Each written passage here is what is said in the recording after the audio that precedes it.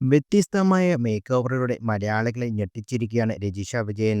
അവതാരകയെ തുടങ്ങി അഭിനേത്രിയെ മാറിയ നടിയുടെ കരിയർ ബ്രേക്ക് ചിത്രമായ മസ്തിഷ്ക മരണം മാറിയേക്കും എന്നുള്ള വിലയിരുത്തലുകളാണ് വന്നുകൊണ്ടിരിക്കുന്നത്. കൃഷ്ണാനന്ത് സംവിധാനം ചെയ്യുന്ന സയൻസ് ഫിക്ഷൻ ചിത്രത്തിലെ കോമളത്താമര എന്ന ഗാനം ഇതിനോടകം തന്നെ ചർച്ചയായി മാറിക്കഴിഞ്ഞു. ഇത് രജിഷ തന്നെയാണ് എന്നായിരുന്നു ഐറ്റം നമ്പർ കണ്ടവരുടെ ചോദ്യം. ഇന്നുവരെ കാണാത്ത തരത്തിലുള്ള രൂപഭാവത്തിലാണ് നടി പ്രത്യക്ഷപ്പെട്ടിരിക്കുന്നത്. വിദ്യാബാലന്റെ ഐറ്റം നമ്പരെ അനുസ്മരിപ്പിക്കുന്ന തരത്തിലുള്ള പ്രകടനം എന്നായിരുന്നു ചിലർ പറഞ്ഞത്.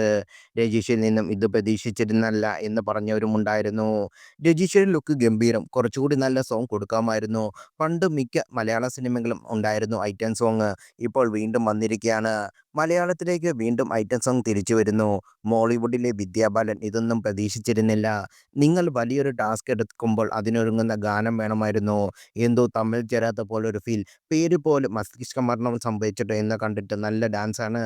എന്ത് ചെയ്തിട്ട് ഒരു മെനയില്ലല്ലോ തുടങ്ങിയ പോസിറ്റീവും നെഗറ്റീവുമായ പ്രതികരണങ്ങളാണ് സോങ്ങിനും വീഡിയോയ്ക്കും താഴെ വരുന്നത്. ഇതുവരെ ശ്രമിക്കാത്ത ഒരുപാട് കാര്യങ്ങൾ ചെയ്തിട്ടുണ്ട്. അതെല്ലാം വർക്കാവുമെന്നാണ് പ്രതീക്ഷ. Frank and bytes of Simon's memories എന്നാണ് ചിത്രത്തിൻ്റെ ഇംഗ്ലീഷ് ടൈറ്റിൽ. കൃഷാന്ത് ചിത്രത്തിലെ സംവിധായകൻ.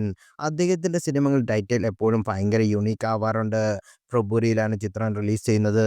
ആ പാട്ട് എല്ലാവരും കാണണം, അഭിപ്രായം അറിയിക്കണം എന്നായിരുന്നു ചിത്രത്തെക്കുറിച്ച് രജിഷ വിജയൻ പറഞ്ഞത്.